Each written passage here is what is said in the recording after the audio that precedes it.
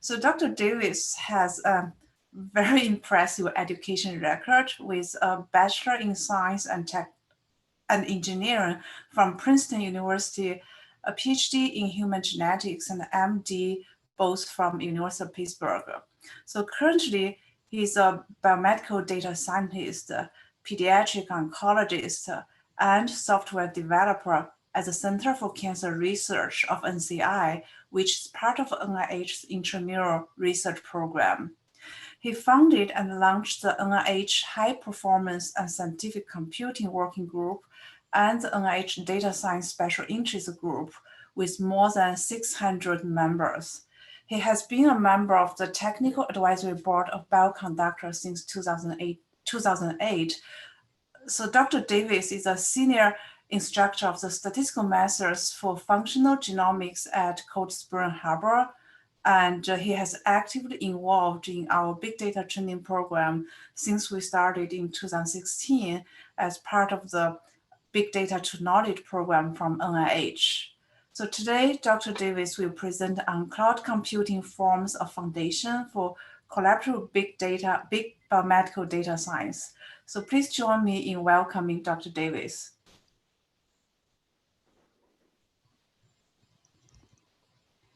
All right, hi all. Are you able to see my screen and hear me okay? Yes.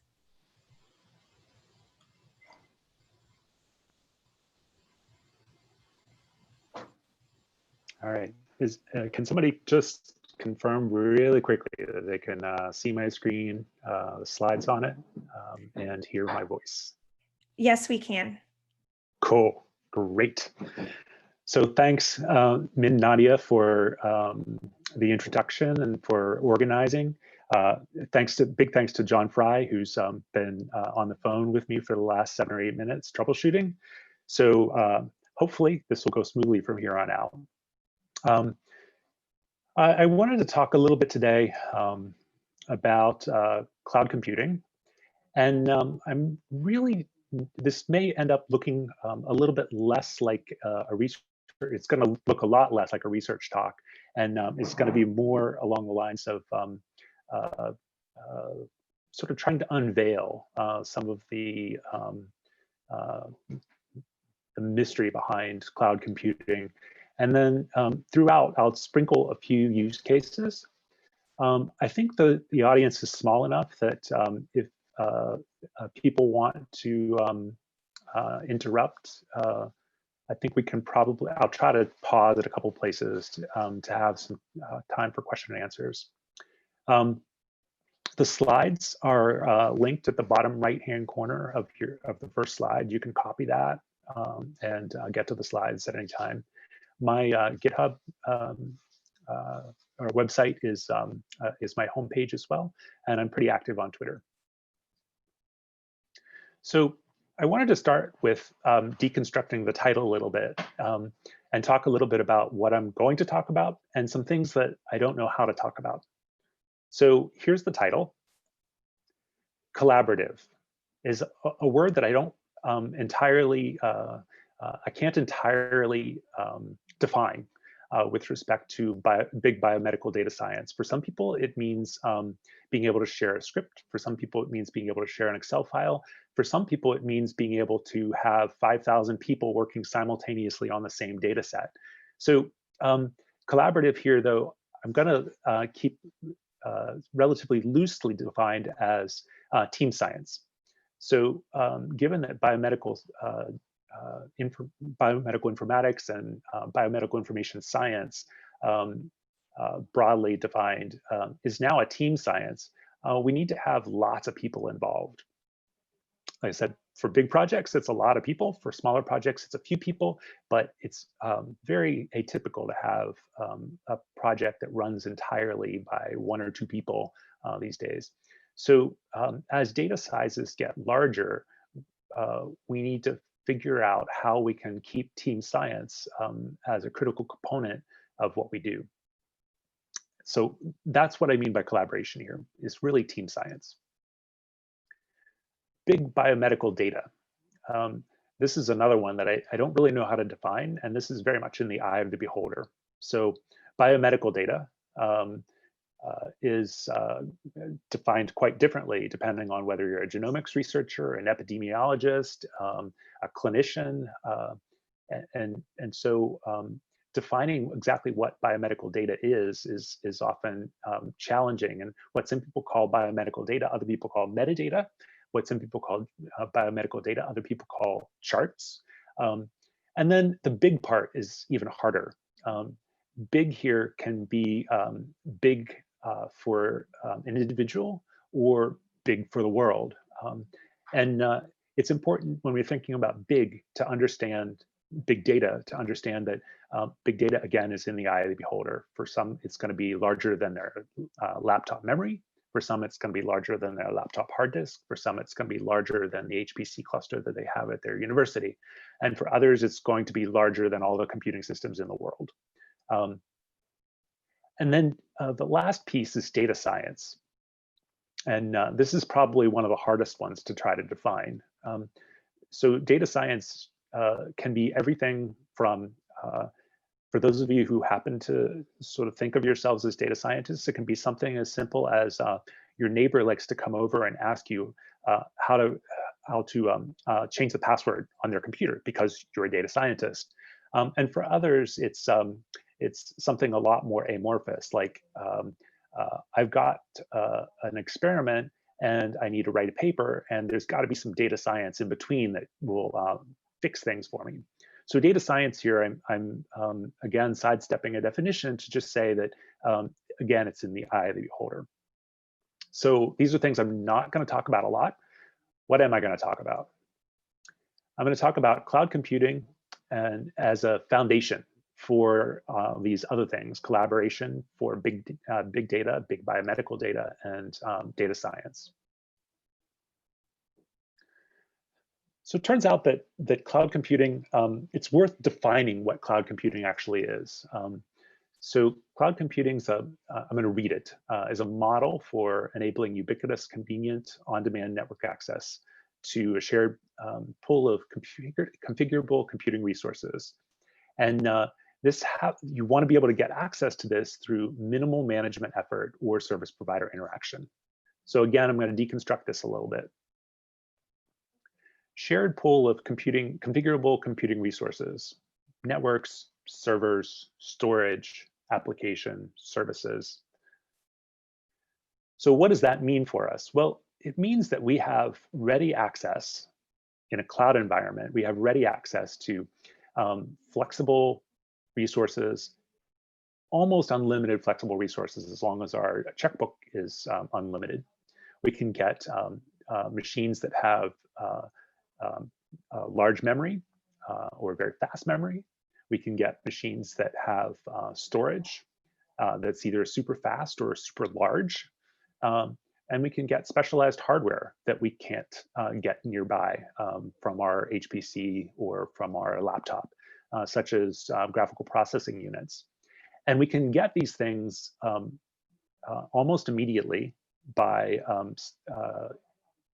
asking for the service from the cloud provider. That's what the flexibility means. Ubiquitous network access. Well, what this means in practice is that these cloud computing platforms are typically very well designed from an architectural point of view. They're designed to eliminate things like data islands, data that's sitting someplace that you can't practically use it because the network going to it or from it is too slow. We can have access to shared data resources. So the typical firewalls that are sort of hard baked into our own laptops to our institutional computing systems don't exist in the cloud. They can exist, but they don't exist by default. So we immediately have essentially a capability to enable the world to access data resources data or compute resources that we put in the cloud. We can remove home and institutional bottlenecks in networking. So what does that do for us? Well, just to give an obvious example, about 4 years ago, we were having an educational workshop, not unlike the one that you have. the one that you're attending. And we had people accessing the workshop materials on their laptops over the Wi-Fi at the institution. Well, the institution wasn't built for 150 people to be accessing large data sets simultaneously over their Wi-Fi. So we quickly learned that one of the ways to get around that problem was to use cloud resources, where the connection between the user and the data is via the cloud and not via their own laptop. So big data don't travel back and forth between the laptop and the resource. They travel back and forth between the cloud computing and the data resource. So it's great for courses.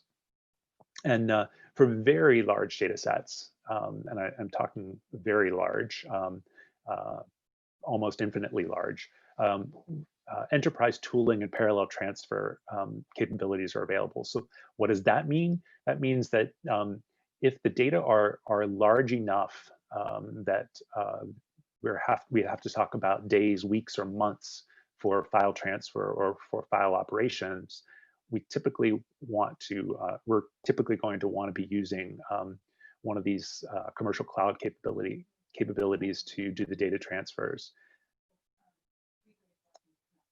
On demand, provisioned, and released with, and rapidly provisioned and released with minimal management effort or service provider interaction. What does this mean? How many of you have put a ticket in to get some computer resource and then waited for some period of time to get that resource?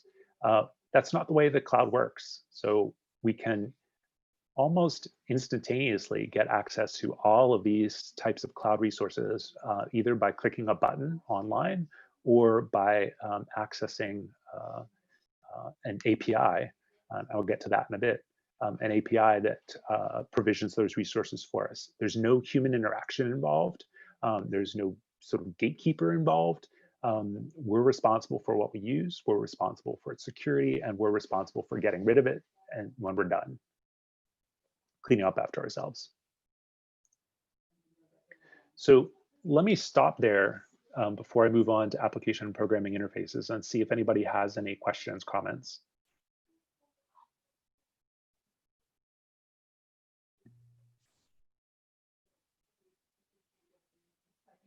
Gives me a chance to take a drink too.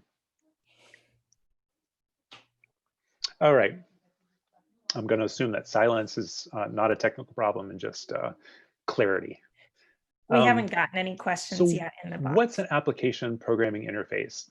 And let's set aside for a second why I'm going to talk about this. So let's just dig in for a second. So what is this thing? Well, it has a number of different potential meanings, but the one that I'm going to focus on here is a so-called web API, where a user interacts with a server, the server in the middle here, through either a web browser or through a command line or program that types in essentially an HTTP address. That HTTP address goes to this web server. The web server then takes that HTTP request and performs an action. So the most common request that we put in is to get an HTML page. So if you type in http://cnn.com, what you get back is an HTML page of CNN's front page. But so the action in that case is to have the CNN web server create the HTML page and then send it back to you. The action, though, can be something different. There's no reason that the web server has to create an HTML page alone. The action can be much more complicated.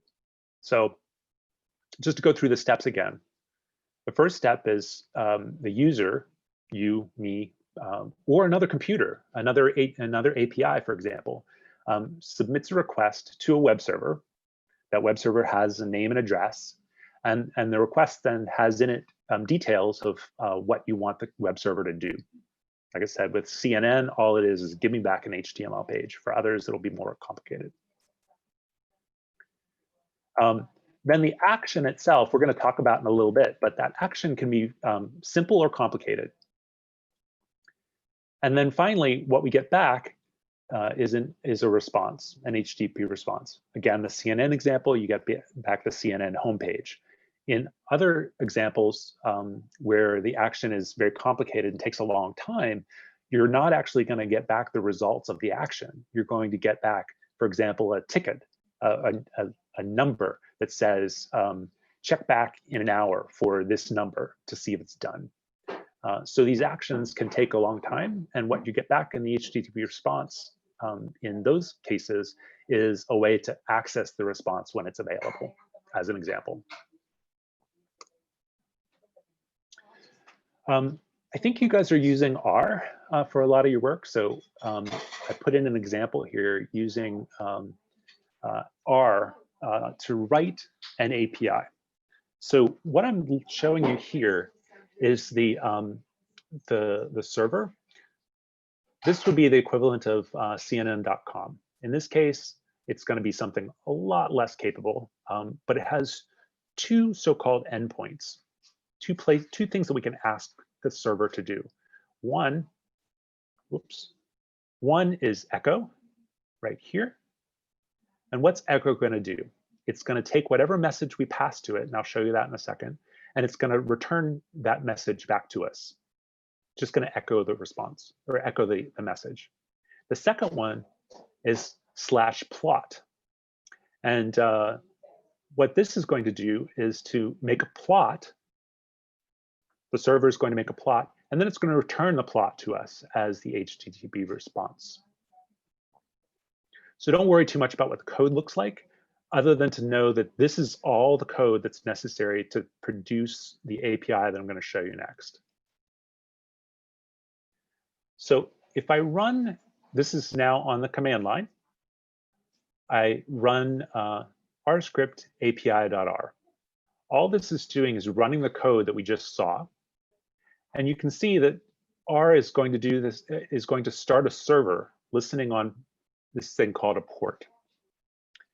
A normal web server listens on port 80. In this case, we're going to listen on a different port. And I'll show you where the port comes in a second. Then I'm going to make a request for localhost. That's my laptop in this case. The port is the :8088, and the /plot is the /plot that we saw in the code before. What I see in the web browser is the plot coming back. So I hit enter in the web browser and the plot comes back. What I see on the server side, this is the server running. I can't see this in the web browser. This is running on my laptop now. I'm watching it. So as soon as I type this in and hit enter, the server says plot endpoint called with all species. And if I go back here, I can see that here's my plot endpoint. Here's the title, all species. Here's where I printed that result. So the action in this case is there's sort of two actions. One is to return the plot, and the second is to print something on my server, my little server on my laptop. Can do the same kind of thing with the message endpoint. So in this case, or sorry, the echo endpoint. In this case, I'm typing localhost 8088 into my browser /echo, and I'm going to tell the echo endpoint, the echo location, that I have a specific message that I want you to give back, echo back to me. And what I get back in the browser is this thing that's called JSON format. The message is hello there, BigCare people. So this is all happening in the browser, which is not very automatable. There's a lot of typing involved and stuff like that. So what can we do to use APIs from the command line? Well, we can, instead of typing this into the browser, we can use R, Python, or the bash command line to do this same call. access the same location. And instead of having this come back in the browser, this will come back to our computer, our program. So our API did something really simple. But you can have APIs that do something a lot more complicated. They work exactly the same way. So in this case, I'm going to show you an example of the Google Natural Language API. So in this case, you can use their API to upload, for example, upload documents. You can build custom models. You can evaluate those models. And you do all of this without having to worry about the server part of things, the part that I wrote in R. This is all stuff that's handled by Google. And all you need to do is to know how to type in the right HTTP call, the right HTTP message to get back, for Google to know to get back your response. You guys can try this online. It's available.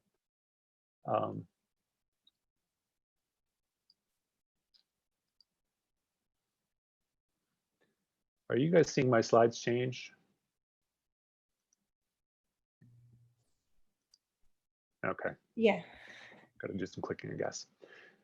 So this natural language API demo, here's the text that we want Google to analyze. When we ask Google to analyze this, this text, what it gives back to us is actually pretty cool. It's taken the free text with Google, recognized Google as an organization. It even points us to the Wikipedia article. Mountain View, it recognizes as a location, gives us a Wikipedia link. Android, let's see here, Android gives us a consumer good. It tells us it's a consumer good and gives us a link to the Wikipedia article. Sundar Pichai is the head of Google. We could also go to the Wikipedia article to get that and to learn about that. So the point is that Google's API takes a free text and analyzes it with respect to the things that it knows about, the things that Google knows about. And you can see everything that's in color with a number next to it, Google knows about. We can also have Google tell us the structure of the sentence in terms of parts of speech, morphology, the labels, dependencies between labels. And these can be used, for example, to find adjectives that describe nouns, as an example. We can use a real life example of my biography from my website. And if we use that text, we find that senior associate scientist is recognized as a person, a type of person. The Center for Cancer Research is where I work. It's a location. The National Cancer Institute is an organization. Sean Davis is a person. Dan Weeks is my PhD advisor, recognize that as a person. This part down here as other, I don't know what that means. So we'd have to dig in a little bit further. And you can see how these APIs can be both useful, but also somewhat limited depending on how they're built and what their purpose is.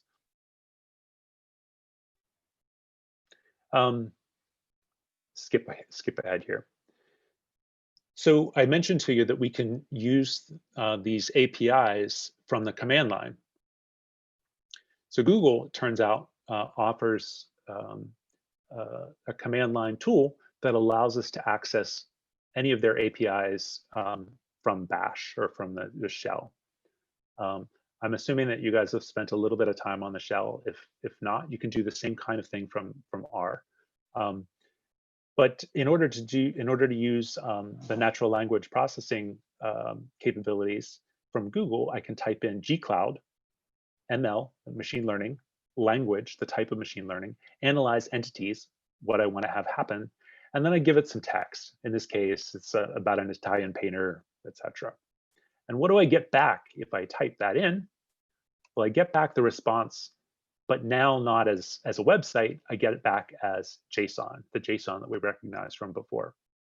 And you can see the text up here included Michelangelo, And Google recognizes Michelangelo. If we scroll down, it would give us the Wikimedia page, or the Wikipedia page, etc. So now you can imagine if you have a document full, an Excel spreadsheet, for example, full of free text sentences, you could write a loop to go through and analyze those things and pull out, for example, all the names of people involved. Cloud computing is one of the things that people often talk about with cloud computing is cost. And so I'm going to switch gears a little bit to talk about some nuts and bolts of how cloud computing works. So cloud computing costs vary. I would say it's very difficult to compare costs on cloud computing to, for example, your own laptop or your own local compute resources. And the reason I say that is that one, your local compute resources you bought, you own them. From the point of view, for example, of a PI, they cost you nothing after you buy them. Cloud computing costs, on the other hand, they're costs that come directly out of your pocket when you use them. For some people, the billing of a local compute resource versus a cloud compute resource makes cloud computing much more expensive just because everything local is free. On the other hand, from an IT perspective, all of those computers that we maintain, that we have access to in our local institutions, cost real money in terms of the personnel, the electricity, the cooling, the backup, all those kinds of things. Those costs can become quite significant. And if we compare those costs in cloud computing, those costs are kind of built in. So when we rent a computer from the cloud, we pay for everything. We pay for the people, we pay for the backup costs, we pay for the electricity, the storage, etc. We know what we're paying for, and there are no other real hidden costs associated with it. All that said, there are cloud computing calculators for Amazon, Google, Azure, and even the top link here is for comparing between different cloud providers.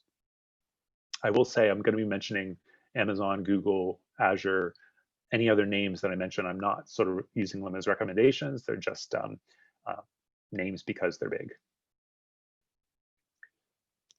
So this is what, if people wanted to start asking questions about costs, this is the kind of exercise that you'd have to go through. And this is an example. TCO is total cost of ownership of migration to cloud over 3 years. This would be if your IT department decided to migrate all of its systems or a large chunk of its systems to the cloud, what would they have to go through? And you can see that there are on-premise costs, migration investments, etc. The point, though, is that it's a long-term process. And to get the costs down below what you're paying locally, you have to pay attention to how you're going to be changing the way that you use computing in order to recognize or in order to realize cost savings. They can and likely will happen, but there may be some places in the middle, for example, right here, where migration from local compute to cloud compute is significant. Now, none of us, at least I think I'm speaking for everyone here on the phone or on the call, none of us are in the position of being able to migrate our entire institute's resources to cloud. But what you might be interested in doing is migrating, say, for example, a data set or a workflow to the cloud. The same process roughly plays out. You have your local compute system where things kind of work, and you have this endpoint way over on the right-hand side where you have everything running in the cloud. And in between, you have all kinds of mixing and matching. And the migration investments, these gray columns, guess what those are? Those are our time. So it costs time, energy, and to a certain extent, some money to move anything from where it's working to where it's going to be working later. So you want to think through whether the cost is worth the benefit or not. It's a kind of a truism, and I can't address the question specifically without knowing specifics, but in general, just recognize that moving to the cloud is not so simple as turning on the cloud. It's more complicated than that. Let me again stop for a second and see if there are any questions from anyone. There are a few questions. Can you hear me? Get on a soapbox about security. Okay.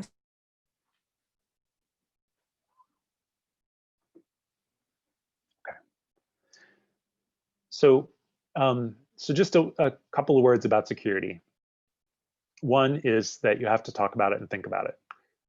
And for many of us who work with, who are scientists who just want to get our work done, security is something that we don't care about, we don't want to think about. And the only reason that we're going to think about it is because somebody says, you can't do that because it's not secure. In the cloud, there's a so-called shared security model. What does that mean? That means that the cloud computing environments, they are responsible for things like physical security. That is, Amazon's not going to let the UPS employee walk in and steal disk drives from their computer systems that store your data. They're going to make sure, for example, that if they say that a network is connected between point A and point B, that it's actually connected between point A and point B and not going through point C. As the shared part, though, is that when we rent resources, when we get resources from cloud computing environments, from cloud computing vendors, they give us a lot of flexibility, a lot of freedom. So we can turn off pretty much all the security we want. We can make our computing environment open to the world if we wanted to. We can also, on the other hand, make it accessible to no one. You can literally make a computer system in the cloud accessible to no one.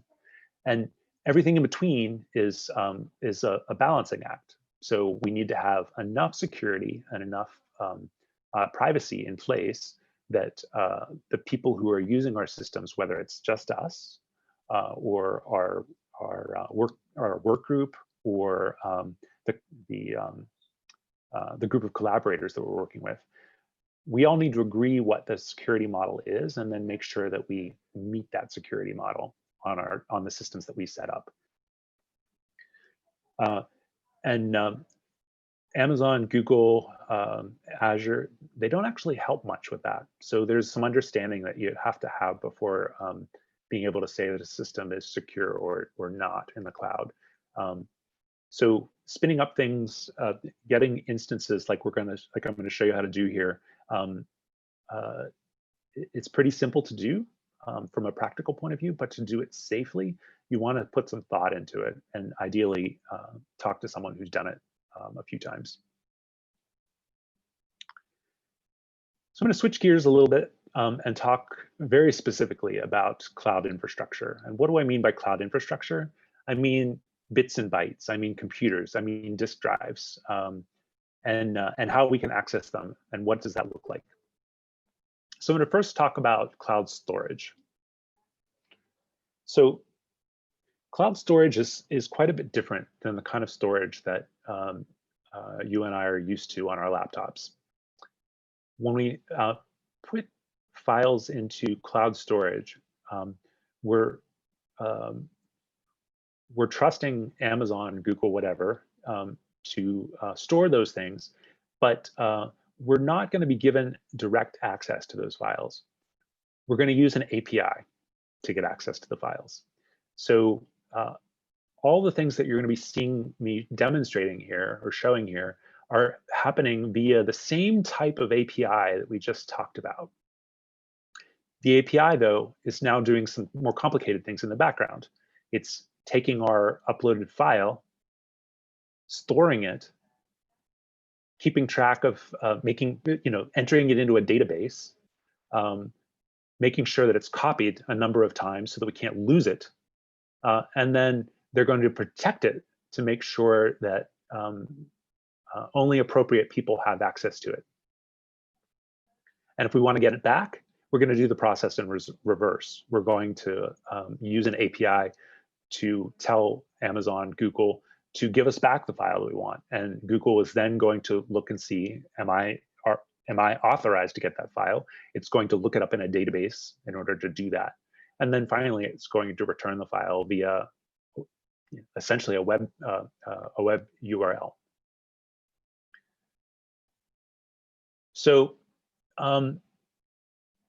with these command line tools, and I'm going to show you the command line piece rather than pointing and clicking, because I think it's actually a little easier to understand. AWS S3. AWS stands for Amazon Web Services. S3 is the cloud storage system that Amazon uses. MB, make bucket. Now, when you're using your own file system, you've probably had a situation where you've been working on the command line and you've had to make a directory, and you've typed make dir, mkdir. This is the equivalent of making a directory. This directory has a name. It's JSM-show. This is a slide from the JSM meeting, but the point is that this new bucket, this new location to store files, is called JSM-show. I'm the only one who can see it right now because that's the way I've set it up. These other commands you probably recognize. AWS S3 ls is for listing, CP is for copying, and the ls S3 JSM show, guess what? It doesn't return anything because there's nothing. We put nothing in that bucket yet. We just made it an empty bucket. A bucket here I'm talking about as a storage location. We just made an empty bucket. And then the AWS S3 CP is going to copy this file called bioc2018.pdf to the location JSM show Bioconductor bioc 2018 PDF. If I do that, then you're going to see it completed. Amazon completed a 30 megabyte upload to that location, Bioconductor bioc PDF.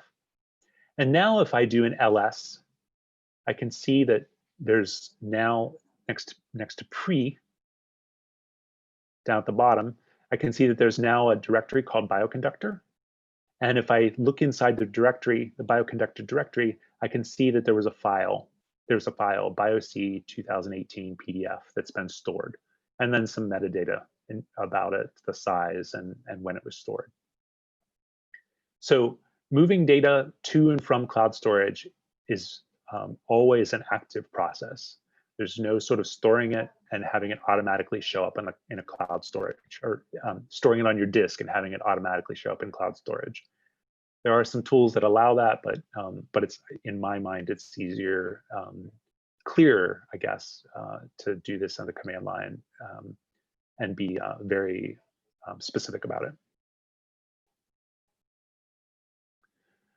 There are web front ends for cloud storage, and if I go to the bucket, the top here, here's my bucket, JSM show. Here's my Bioconductor folder. I can use the website to navigate and get to the objects that I've stored. And if I navigate to the actual object, in this case, the file Bioc 2018 PDF, I can get a lot of information about it, and I can also see a link that I can use to download it. This link will only work for people who are logged in. In this case, because I'm logged in, I can see the link and I can use it. But if you tried to get to that same location, you wouldn't be able to. Object storage is ridiculously scalable. That is, there's essentially no limit to the amount of data that you can put in cloud storage. You can ask Amazon, Google to store data in cloud storage in ways that reduce cost. What that typically does is to make it a little harder for you to access the data.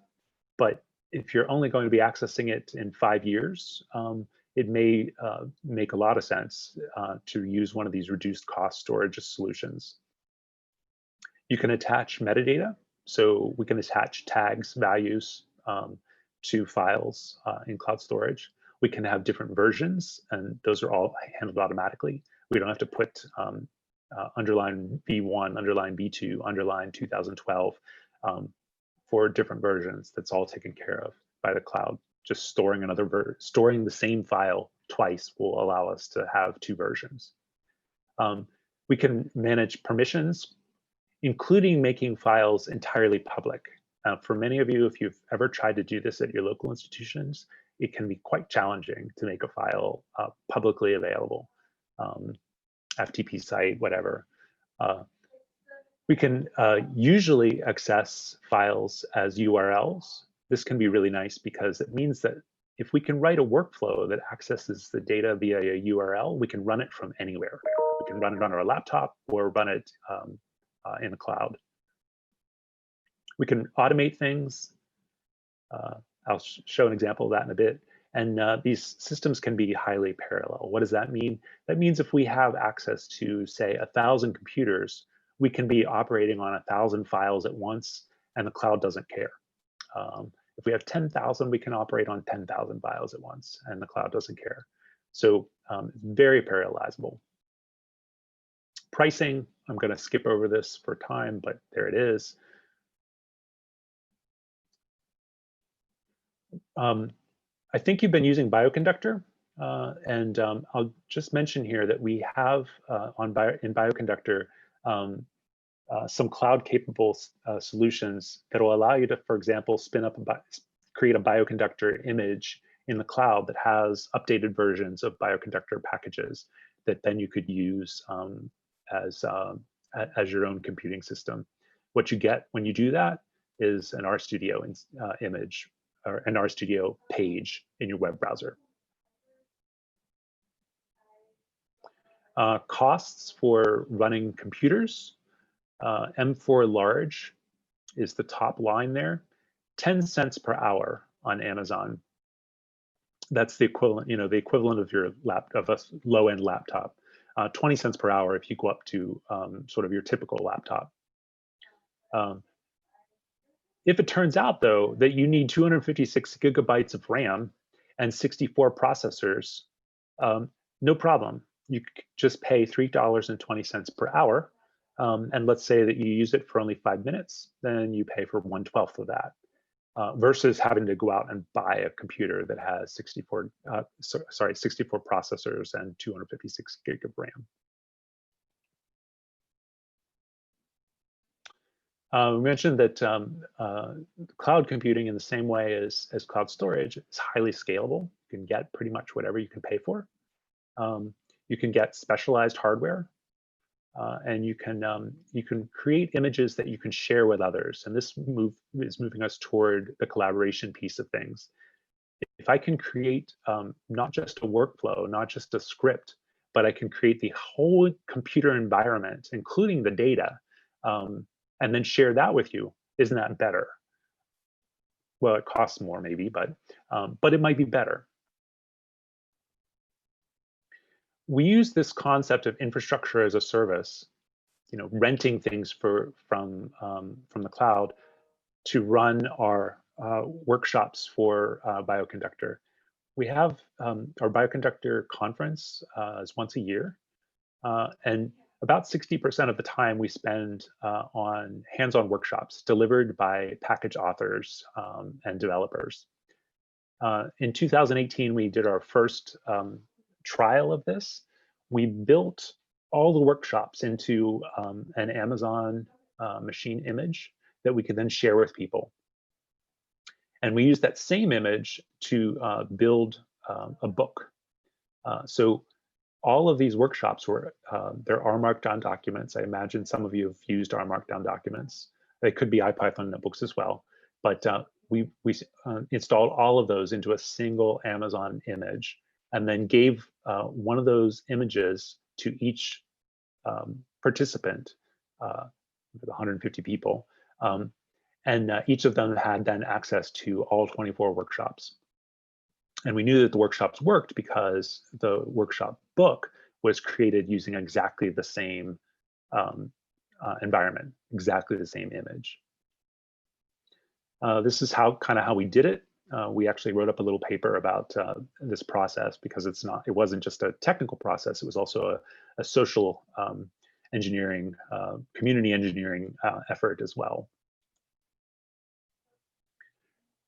I'm going to just touch quickly on why genomics in the cloud. I'd encourage you all to read through this article. It's very short, short and sweet, but they have a couple of nice tables and some numbers. This is the amount of public sequencing data received, or bases in the NCBI archive as of 2018. It's probably double that now. They get about 30 terabytes on a given day at NCBI SRA. And for a single whole genome with approximately 40x coverage, we're talking about 82 gig of data.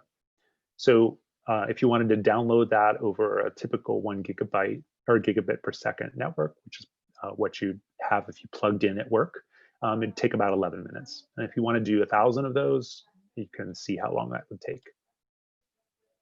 Here are some large genomics projects and resources. You can go through those. The numbers are from 2017, so things have changed significantly, but a lot of these are still held out as sort of groundbreaking, and most of them are still undergoing maintenance and update.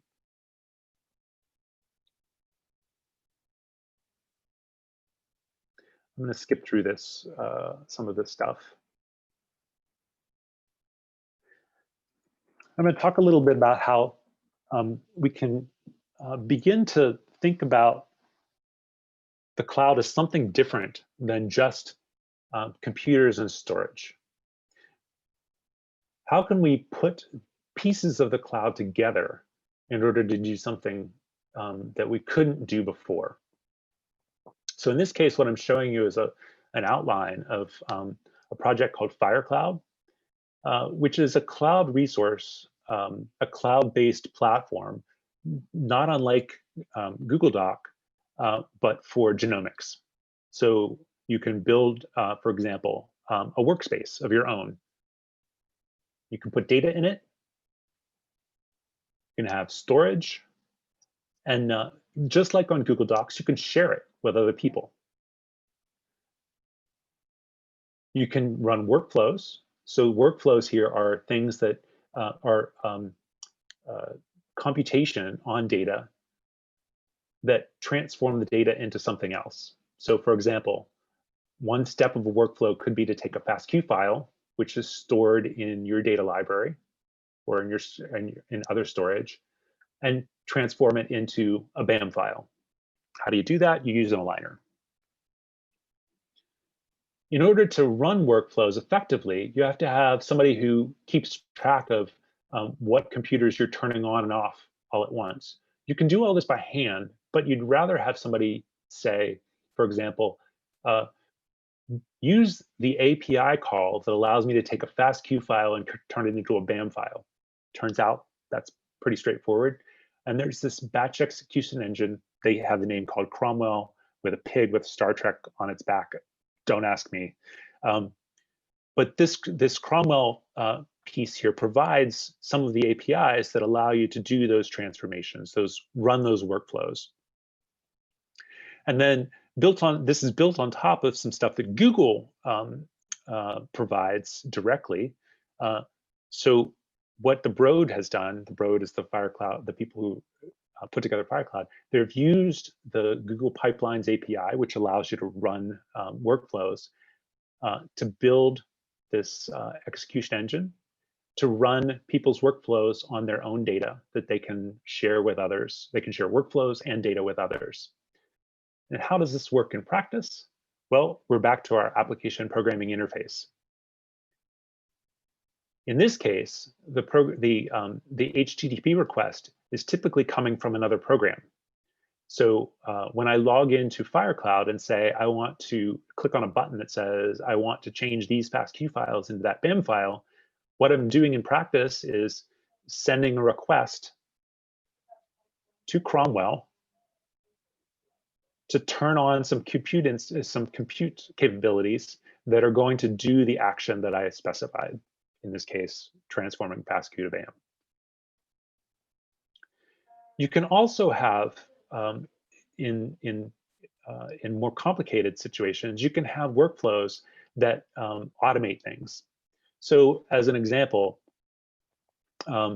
we might have an upload capability for picture files.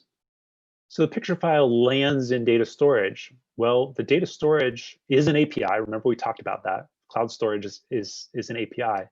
When I call that API to store the files, that API can call other APIs to, for example, go through and call the Google Vision API to label pictures based on what they represent, or to take the metadata tags where people took the pictures, etc., and enter them into a database. And then finally, we can have other API calls that go through and regularly, for example, update the most popular tags on the pictures.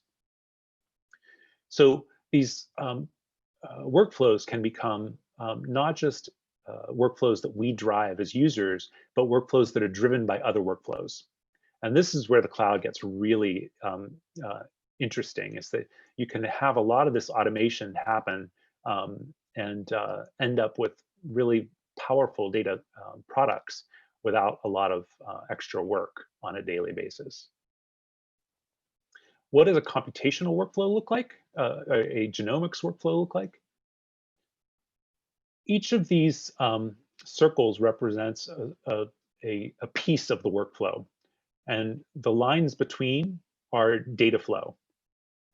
So in this case, we're looking at a workflow that takes a transcriptome and maps it into gene counts. It looks complicated, but if we take any of these pieces and look at them, this one, for example, is called Salmon Index. This is going to build an index from our transcriptome and then supply it as output to the salmon quantification. I don't know if you guys have used salmon yet, but let's just say that this is one way of, or one piece of a workflow that's going to end with a transcript expression matrix. So if I'm running all this stuff in the cloud and I'm turning computers on and off using APIs, how do I tell the computer what needs to be in place, what needs to be installed in order to do the work? Well, that's where this concept of containers comes in. And I'm not going to spend much time on this other than to mention that containers are a way to ship around not only software, but also the entire compute environment that's necessary to run a set of tasks. What does it look like in practice? It starts as a text file. A container starts as a text file. The text file is then used to create a machine image. And that machine image contains all of the software, for example, in this case, to run SAM tools. So now if I want to run SAM tools in the cloud, I can tell my cloud environment, I just need the container that contains SAM tools. When I get that container, it's going to have, it's going to have inside it all the things that to run SAM tools. In this case, I'm running it on my laptop, again, showing how portable these things can be. Docker run biocontainers SAM tools will get me the SAM tools container. It'll download it, and then it'll run it just as if I installed it on my local machine. If I'm doing this in the cloud, all of this happens without my actually seeing it, but the same idea. SAM Tools is running on the machine that just turned on. It does its job, whatever we ask it to do, and then it turns off, and the container and the computer go away.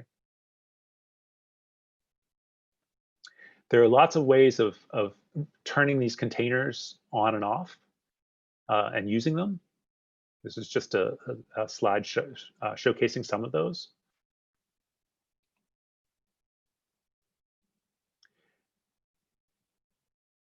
Just a reminder that these workflows are modeled as a directed acyclic graph. So in this case, we're moving from left to right.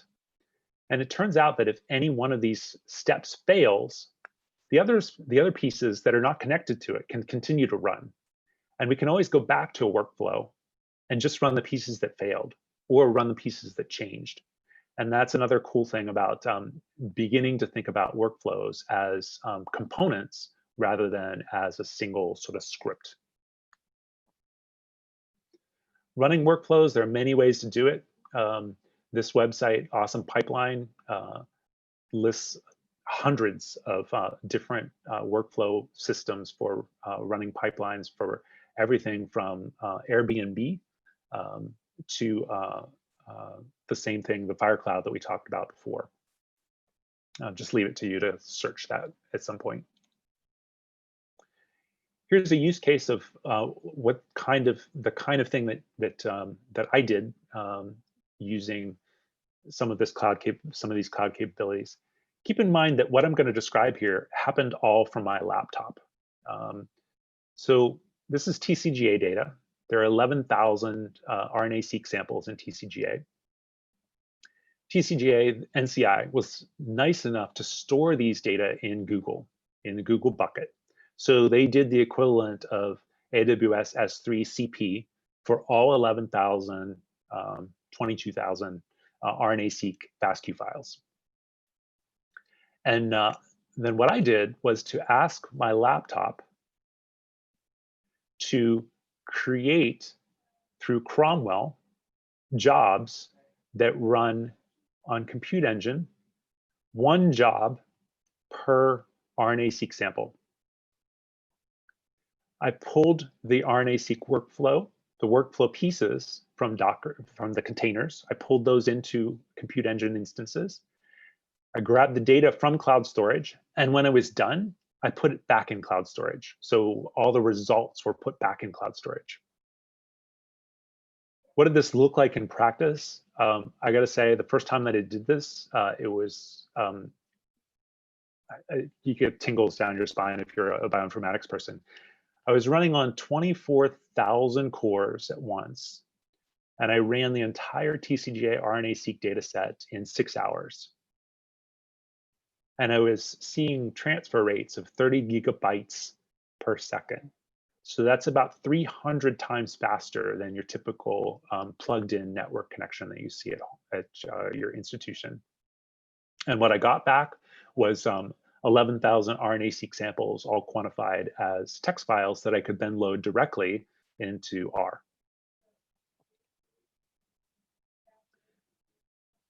Let me stop there. Any questions at this point? We do have a few questions, actually. Can you hear me? Yep. Mm-hmm. Okay, great. We actually had some before, but I had a bad network connection. So oh, sorry. No, that's my issue. One question is actually, folks want to know if they could get a copy of the slides. They didn't get the address right when they typed it out. So, okay. So that's the question. And then, and then we have another question. What are the advantages of cloud computing compared to supercomputing? Yeah. So the slides question at the end of the slides on my closing slide is the slide link again. So hopefully we'll get that. And if not, we can email it around. In terms of cloud computing versus supercomputing. So supercomputing so you can run jobs on a supercomputer that you could also run on cloud. and you can run jobs in the cloud that you could run on a supercomputer. That said, supercomputers are quite a bit different than cloud computing. Supercomputers are typically designed with very large compute tasks in mind. So with cloud computing, we can start with the very smallest task. We can actually go up to, what you just saw, the 11,000 sample RNA-seq example. We can go up to very large tasks as well. But if we wanted to, for example, do molecular simulation or large-scale climate simulation, those are things that benefit from fast communication between the different pieces of a computer. They also benefit from the dedicated resources that come with an HPC system. So for example, to replicate an HPC system in the cloud would be an extremely expensive affair. So these systems are really built for the kinds of tasks that are really not that easily managed in a cloud environment. That said, a supercomputer is a collection of smaller computers to make up a big one. It's not necessarily the most efficient use of a supercomputer resource to operate on 11,000 RNA-seq samples, because each of those RNA-seq samples is independent. It doesn't benefit specifically from the capabilities, from the architecture of a supercomputer. So, and then I guess the final detail is that supercomputers are really designed around the idea of accessing from the command line and scripting, whereas cloud computers, you can access them that way, but oftentimes the sweet spot for cloud for large data sets is in using these API approaches, using the cloud, the scalability of the cloud directly. I'll stop there. Thank you. And then what are some security concerns on open networks or Google platforms? Yeah, there are, you could imagine a situation where you plugged your laptop into a network, took away the login system, made all the files available to a root user, and then published the root password.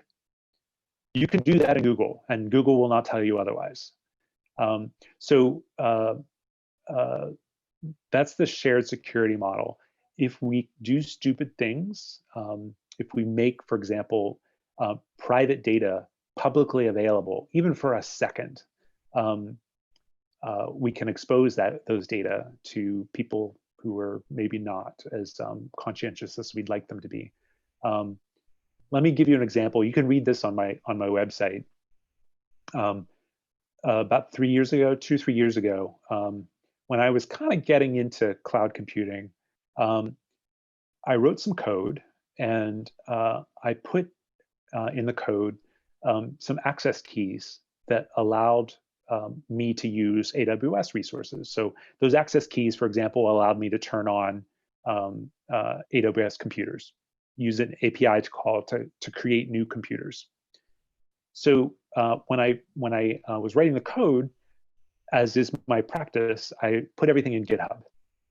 GitHub is publicly available unless you have a private repository. So I put it in a public repository, as I usually do. But unfortunately, I forgot to take the Amazon keys out of the repository. Within 20 minutes, no joke, within 20 minutes, I had gotten 2 emails from Amazon, an email from a third party, and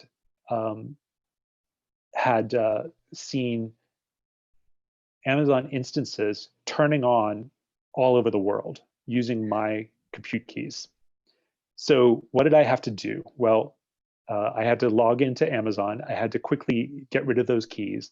I had to go through and turn off all the machines that were turned on.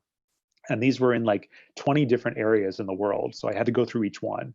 And then I had to make sure that it never happened again. So I had to figure out how to make sure that those secret passwords didn't end up in my GitHub repositories, and I had to delete my GitHub repository. Before all of this was done, before I got everything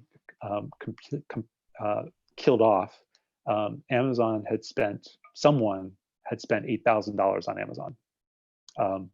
Amazon's used to this. They allow it to happen once or twice to a user and they'll forgive it. But please don't let that happen to yourself. So just, there's some straightforward things to do, like not sharing your passwords publicly. And then there's some more subtle things, but security is something to think about. Well, and then kind of a follow-up question. So what happens when a cloud computing company goes broke or changes? So for example, Amazon, if they had to make, make major changes, or if they go broke, what happens? Yep. Thankfully, we haven't had to cross that path or cross that bridge yet. But I think you're asking a question about vendor lock-in. So if I choose one vendor, one cloud provider, and I decide that I want to change someplace down the road, can I do that? And the answer is it depends. If all you want to do is to turn on a virtual machine that gives you access to a Linux operating system, you can do that on any cloud provider, and you can learn how to do that in 30 seconds or less with a Google search. If, on the other hand, you've been storing your business's data into a cloud storage solution owned by one of these cloud providers, and you have 1 exabyte, that's 1,000 petabytes. Each petabyte is 1,000 terabytes. If you have an exabyte of data and you need to migrate that to somebody else's cloud, you're up a creek. You're going to have to spend some serious money. So these are things that you want to think about up front, and you want to weigh the pros and cons of using data services or using services, cloud provided services that are specific to that cloud versus the other, versus using either multiple clouds or using services that are a little more agnostic. In the case of NCI, NCI is storing its data, and NCBI as well, is storing data in both Amazon and Google. It's making mirrors. It's got 2 copies, one in Amazon and one Google, for some of those reasons. Thank you. And then along with what you had just mentioned about the security concerns, so are there HIPAA concerns for analyzing clinical samples via cloud computing? Yes, there are significant concerns. So don't do that without talking to somebody who knows what they're doing. So even genomics data, which is considered not HIPAA protected, but is considered identifiable information, needs some special care. And I would say that if you wanted to do this kind of thing, if you wanted to do it with your own in your own institution, talk to your security people, talk to the IC that's managing your grant, and try to define with them what NIH-sponsored services or NIH condoned services are available. So for example, FireCloud, if I remember correctly, is you can store HIPAA protected information. You can't store PII in FireCloud. Don't take my word for that, but I think that's the case. And there are a number of other cloud platforms for genomics, for example, that allow that have that same kind of capability built in. That's not to say that if you decide to put data there and then you share it, you share your workspace with the Russian government, that's an okay thing. You can still short circuit those security processes as a user. And then, so cloud computing, then we have a question, would it make large scale data analysis more accessible to people without a bioinformatics background? It depends on who you ask. If you asked NIH whether that's something that they aim to do, the answer would be absolutely yes. And FireCloud, for example, I talked about it in fairly vague terms, but FireCloud has a graphical user interface that allows you to launch workflows by point and click. That said, I have not found a cloud environment that can take that reduces the barrier to entry so far that you can take someone who doesn't know, for example, how to type into the command line something and say, for example, list files, or doesn't know enough bioinformatics to know that SAM tools is a software for manipulating BAM files. Those are the kinds of things that they're not technical. They're not technicals. They're not solvable by simple technical solutions. You have to know some of these things. You have to know how to run SAM tools? Not necessarily, but you have to know that SAM tools is something that you want to run. So in answer to that, I would say my answer would be no. There's not a cloud provider that will enable very large scale workflows for someone who has no bioinformatics background. So I hate to rain on people's parade, but that's my take on things. Thank you so much. All right. We're down to the last few minutes, so I'm gonna try to blast through these last few slides and then we'll stop. I wanted to mention a little bit about some managed data services. So in particular, I wanted to mention cloud databases. For many of us, we work with who want to work with very large data sets. We're not actually talking about FASTQ files. We're talking about, for example, large text files, CSV files. In this case, we're looking at a data set from the 1,000 Genomes Project. You can see the table size is 514 gigabytes of data. That's more than my laptop will hold. It's 3 billion rows of data. So an Excel spreadsheet with 3 billion rows. And I'm gonna blow up, sorry. I'm gonna ask BigQuery to make quantiles of the so-called D prime. Don't worry about it. Just know that we're operating on 3 billion rows of data. And by typing in what's in the top box, these are publicly available data, by the way. By typing what's in the top box, I get the quantiles of D prime. 22 gigabytes of data were processed in 3.1 seconds. So I never loaded anything on my laptop. I never did any super crazy API calls. I just typed into a website and I processed 3 billion rows of data in 3 seconds. So these are the kinds of tools, managed data tools, that can be really helpful for even for IT folks. There's no way that you can build this kind of thing in your local IT shop. We did this by chromosome. We can do it by chromosome. This one, when we split things and we do D prime by chromosome, it took 4.2 seconds instead of 3.1. All of these things are API driven. So I was just typing things into a website, but BigQuery, which is the database that I was talking about, you can talk to from R. So all the things that I was just showing you, operating on these huge data sets, you can do from R directly. R never sees all of the data.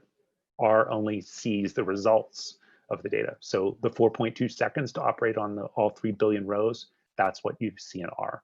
In 4 seconds, you get your result back. So blowing things up a little bit.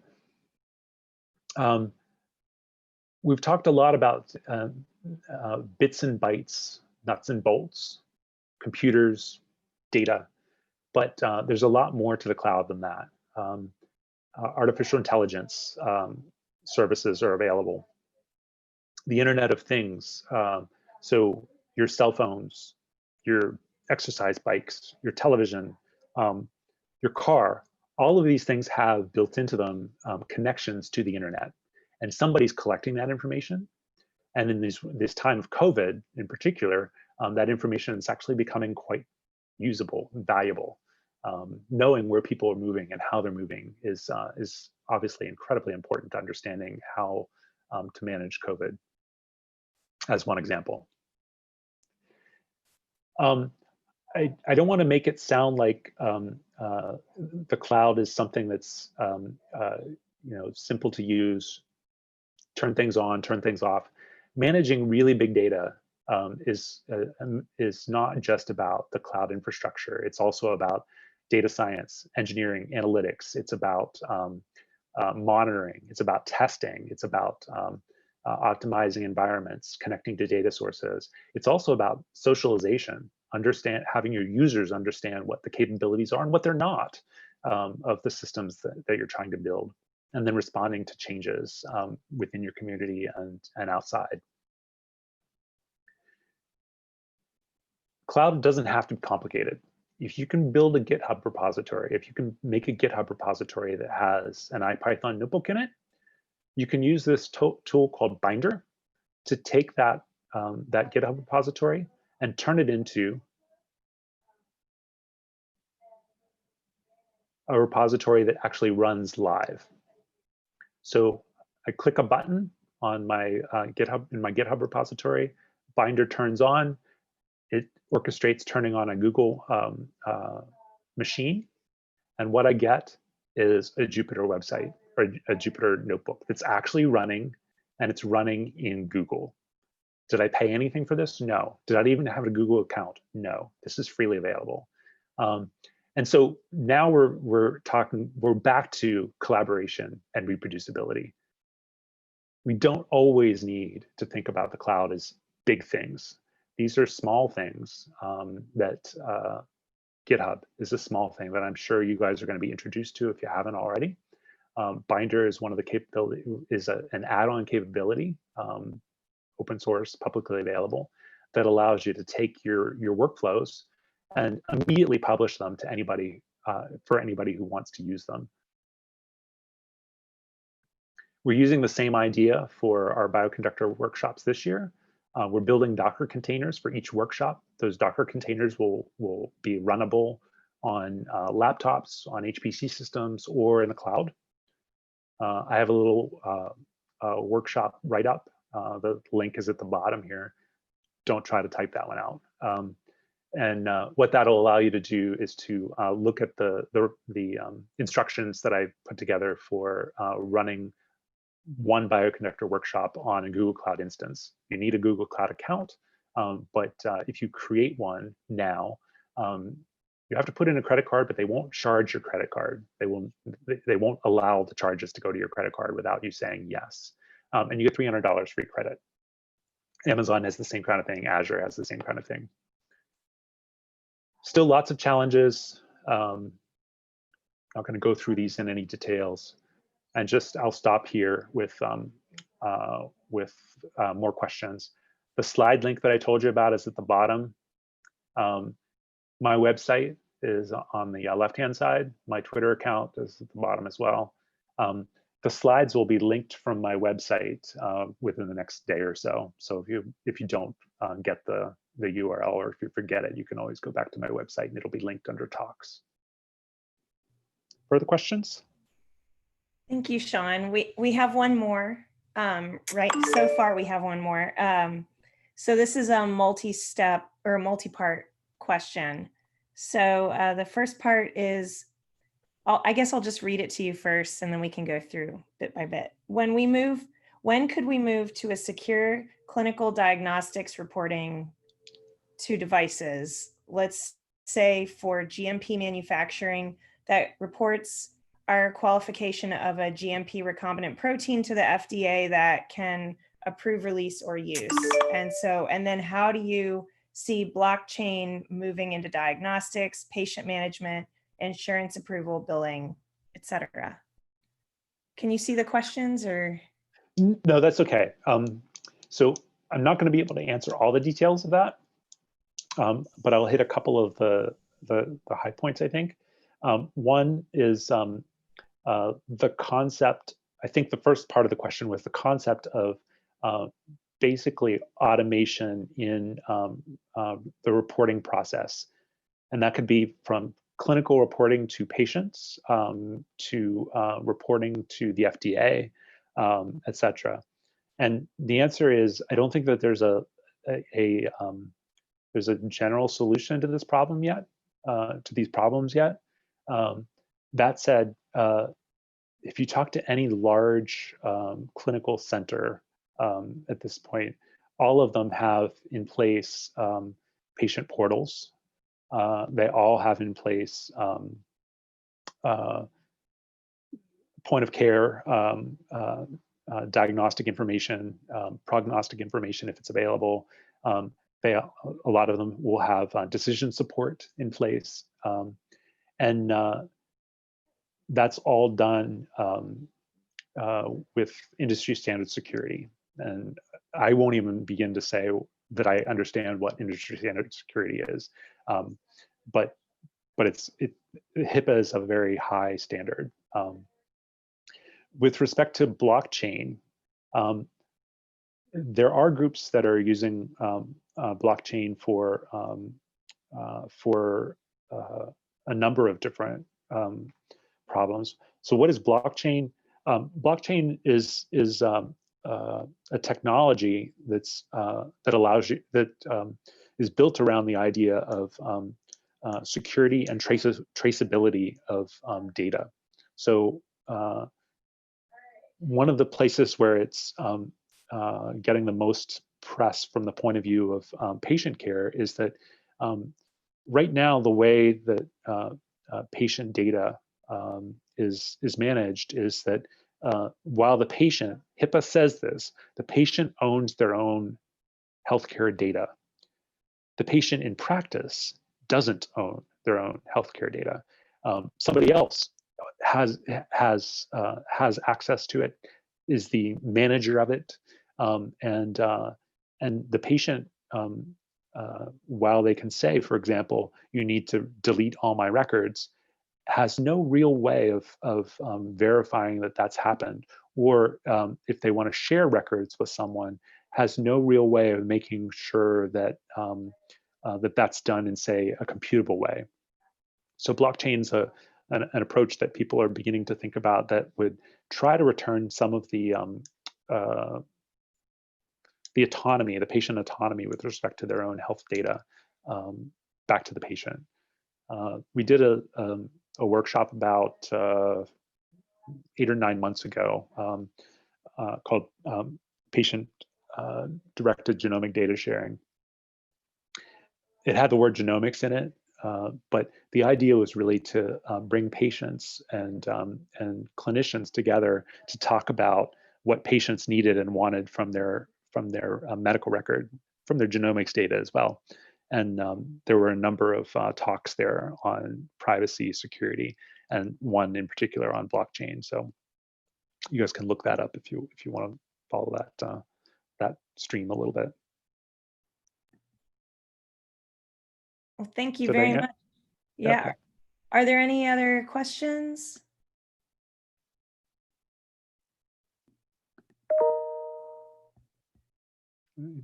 Well, feel free to reach out to me either through my website, via email, or through Twitter. I'd be happy to talk more. We can set up phone calls as well if people want to talk individually. So good luck with the rest of the course. I'm sure it's a blast for people, even though you're not physically at Purdue. If there's anything else I can help with, let me know. Thanks, Min. Yeah, thank you, Sean. Yeah, I would like to thank you all for joining us today. And the next talk will be Monday, June 15th. And Dr. Daniel Raftery from University of Washington will talk about the opportunities and challenges of using multiple omics as biomarker in colon cancer.